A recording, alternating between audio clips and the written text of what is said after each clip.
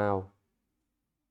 Nhận định bóng đá trận đấu giữa Arsenal và Bournemouth trong khuôn khổ Premier League ngoại hạng Anh sẽ diễn ra vào lúc 18h30 ngày 4 tháng 5. Và sau đây tôi sẽ đưa ra những phân tích về thông tin lực lượng, đội hình dự kiến và phong độ của cả hai đội. Đầu tiên là về phong độ của hai đội. Arsenal bất ngờ chững lại giai đoạn giữa tháng 4, đó là khi họ bị loại khỏi Champions League bởi Bayern và bất ngờ nhận thất bại 0-2 trước Aston Villa ngay trên sân nhà. Tuy nhiên thì pháo thủ cũng ngay lập tức cho thấy sự tiến bộ về bản lĩnh trong mùa giải này.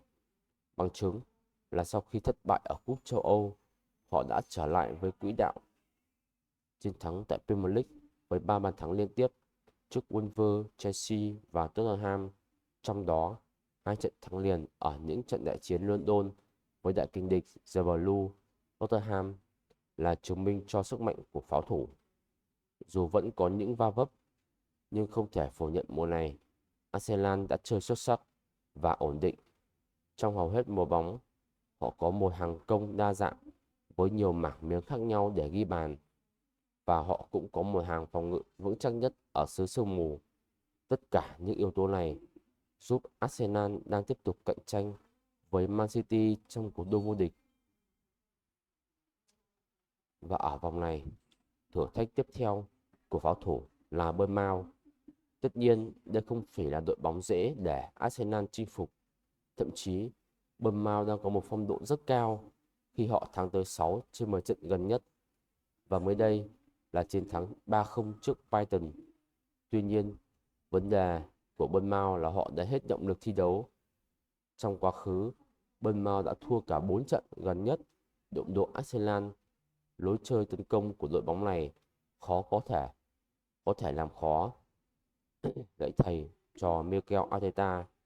Arsenal sẽ có chiến thắng để tiếp tục giữ chặt ngôi đầu bảng, đồng thời tiếp tục gây sức ép lên Man City. Tiếp theo là thông tin lực lượng giữa hai đội.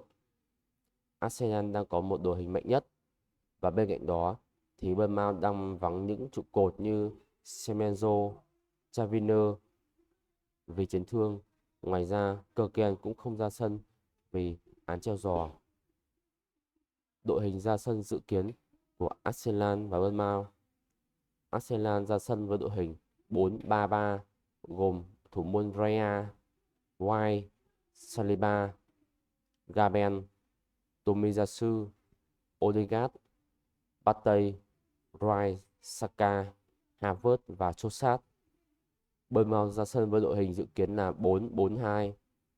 Chaves, Smith, Senesi, Kelly, Ouattara, Scott, Cook, Choriti, Kluivert, Unai và Solanke.